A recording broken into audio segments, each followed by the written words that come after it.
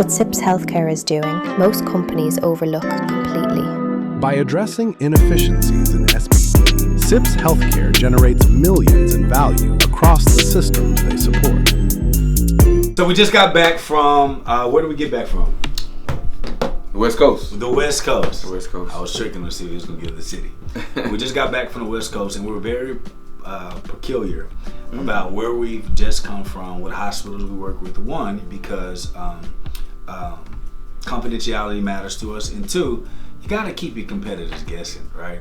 So we just did another amazing system installation of our Sterile By Design operating system, and we're in three of the largest health systems in the country, and we're going into a fourth one here, third, fourth quarter. And we have a conference coming up, HSPA. So there's a lot of cool things that are coming up. We got a conference that we're attending.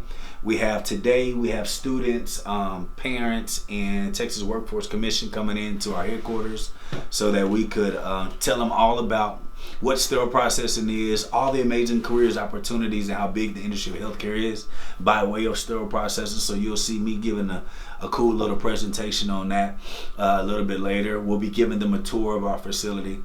Not only are we one of the only healthcare systems that specifically focus on sterile processing, that we have our own sterile processing facility in our headquarters. We're one of the only ones that also has our own technology that runs sterile processing departments, and we educate, and we recruit, and we certify, and we place. We do everything from our headquarters in Dallas, Texas. So we're excited about today. You're going to be able to see a little bit of our day in the life, along with some inserts of our last system implementation. So this episode is going to be a lot more lively. Technology you give context before the answer. You know what I mean? Like it's walking you through how they came to the answer. How to process. That's right. Yeah, and it's telling you exactly how like to configure the mix, because everyone doesn't do mix. They just add all of them together and say we did 100 cases. No, you didn't do 100 cases. Right. Yeah. 80 of them were complex. 20 were pill packs. Yep. Totally different conversation. The tech tells you how to look at it differently. The tech also lets you know the current workload units. Then it gives you the projected workload and how to multiply it, how to increase it. Not just the basic certification. CIS. You gotta know the instrument. You have to know it. You have to know it. Because we know the basic certification don't even teach you what. Don't even teach you how to do the job. Matter of fact, I'll tell you, we were in California at one of our hospital systems, and the leadership team there didn't even realize that the mandatory or required or recommended certification that they say every sterile processing technician needs is the CRCST. That certification doesn't even teach you how to do the job. And there's so many leaders that are running sterile process departments that thought that certification taught you how to be a good sterile processing tech. Many of them don't understand. We don't have a lost instrument problem. We have a lost competency problem. And Sterile By Design will fix that. Stay tuned. So you see that right there? Hey guys, how are you today? My name is Dr. Melonye Batson. I'm with SIPS EDU. And I am so excited for today because we are bringing in individuals who are interested in being a part of our sterile processing certification program, and their parents, and even adults who want to make a transition from what they're doing into coming into the healthcare industry.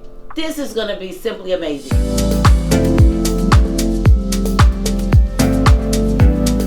I'm excited about the hard work that you've done in order to graduate and your next step, and that's some of the things we're going to talk about today.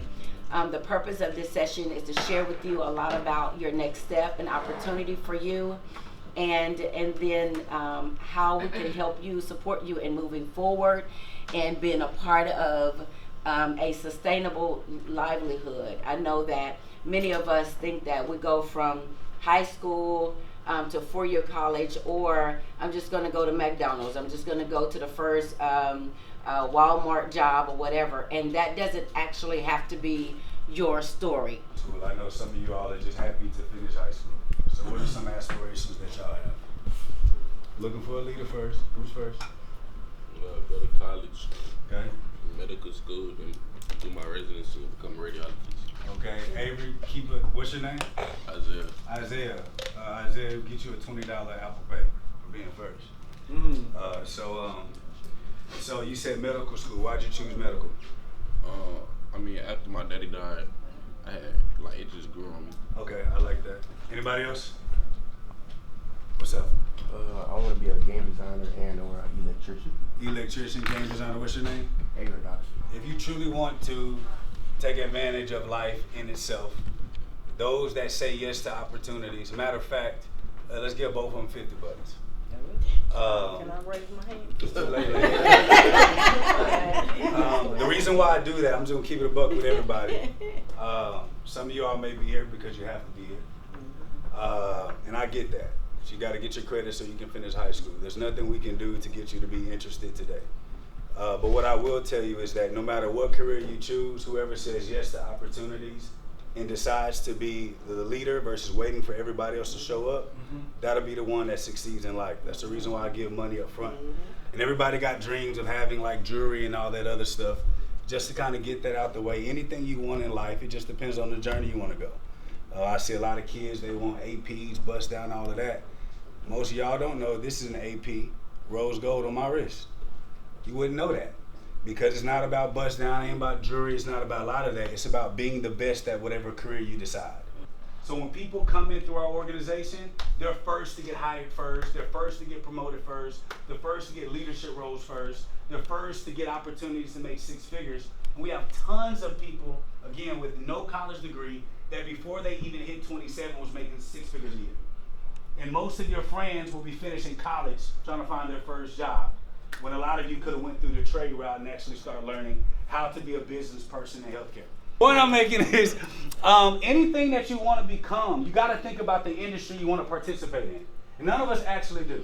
You think about being a content creator, right? So somebody say, hey, I like to make content, I like to edit my videos, I like to make sure I create opportunities for myself.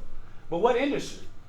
Nobody thinks about that. So what do you start doing? You start doing reactions. How many people got reaction platforms? Everybody. How many people got podcasts? Everybody. How many doing mukbangs? Everybody. How many doing hairstyles? Everybody. But those are the things that you have to understand. As a matter of fact, you have people in healthcare with like 20,000 followers online, but get millions of views and make hundreds of thousands of dollars with less followers. Can somebody tell me why?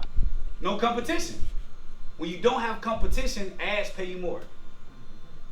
You got 1 million people shooting the same content, ads pay you what? Oh. So even when you're thinking about the evolution of what we do, even in healthcare, the rise of social media is a big thing. That's something that you want to think about. Even if you talked about going through this process and you created content about your process of getting into healthcare. To-dos, to not do's, what you're learning, struggling, up and down. There's so many people that will follow you that don't even know. Those are things you want to think about. You like to sell stuff. You like to sell stuff? You're like, yep, she like me. I'm waiting for me, baby. Give me something I like. For those that like to sell, 80 to 250,000. And some people that like to sell products in healthcare make upwards of $500,000. But the thing that you have to understand is, in any industry, you have to learn the basics first. That's why everybody comes through sterile processing as a technician, and then once you learn what to do, you can choose your actual career path from there. So he graduates in June. Okay. Next class starts in July. July 7th. And you'll still be 17, right? So your birthday is August, September? August 15th? August 9th, okay.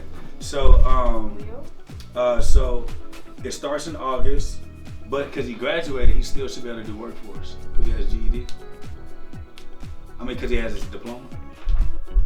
I don't know, actually. If not, ask Christina. If not, we can do a scholarship until they can fill it. So he can just start this July 7th class. So he said he wants to, before he leaves, he wants to sign up for this class. Okay. And then we'll ask Christina. Sure. All right, cool.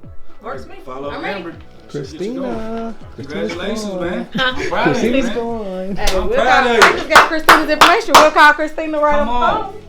If she's outside, I'm going to go talk to her right now. Yeah, she's still out here. I think she talked to your mom. You still like So what was that, Dr. Dre? There's one of the things I care about.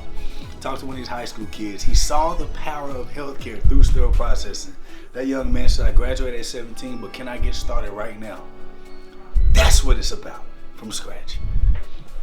He's like, I wasn't at first. He said, but I think I'm interested. And I said, well, tell me why. Yeah. He said, you guys took the time to explain it to me when typically, he said, people just run past it and expect for us to do something. He was like, Dr. Shaver been telling us about it, and you came up there, but I just was like, yeah, I just don't see it. He said it wasn't until you asked us who actually has tattoos or know somebody with tattoos. So they raised their hand. I said, so if that tool was dirty, would that get in your stream, in your bloodstream? That's good, girl. And then I said, It's so them shoes. I said, free thinking. listen, because the mother was like, free. you know what I'm saying? The mother was like, I ain't gonna get them shoes. Yeah. So then he said, so talk more about that. They moved back there, and he said, and I said, okay.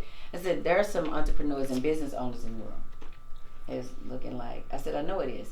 I said, let me tell you that you're thinking just healthcare hospital. That's right. I said, you can be the business owner, entrepreneur. You can go. I said, how many tattoo parlors can you go to and say, who's cleaning, sterilizing? Right. That's right. Girl, you know what? Ava? Okay, all right. We ain't gonna take the industry. All I was proud about is that Tommy and them heard it. Well, Because when they heard the track, that made us bigger than just. and that's why I leaned on. I said, this is where y'all get stuck. And you call their name, I know. Y'all get stuck on technician. Yeah. You don't know about all this, and them other colleges can't give you this. Yeah. We do this. So that was a big thing. But I just think that, one, that exposure was good. Two, for that mother to say, get my son, I want to you too, mama. And then you think about track.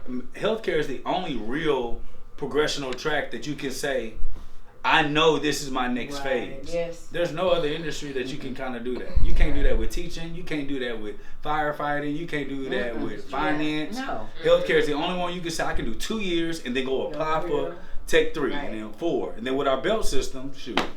I know. It's true. Whew, all right, y'all. So how you feeling about today, Dr. Jake? Today was good. If you're watching this episode right now, you got to see a little bit of the day in the life of what goes on here at SIPS Healthcare. We're not just operations. We're not just tech. We believe in pipeline education, starting with our teenagers in high school. There are certain companies that don't take the time to build around the communities that they support, and we do. And so I'm glad that you're able to see this episode. I'm also glad that you're able to see one of our snapshots of our system integration that we had in Cali. So you got a little bit of all the things that's happened all this week, and all I got to tell you is this: stay tuned, because we're coming.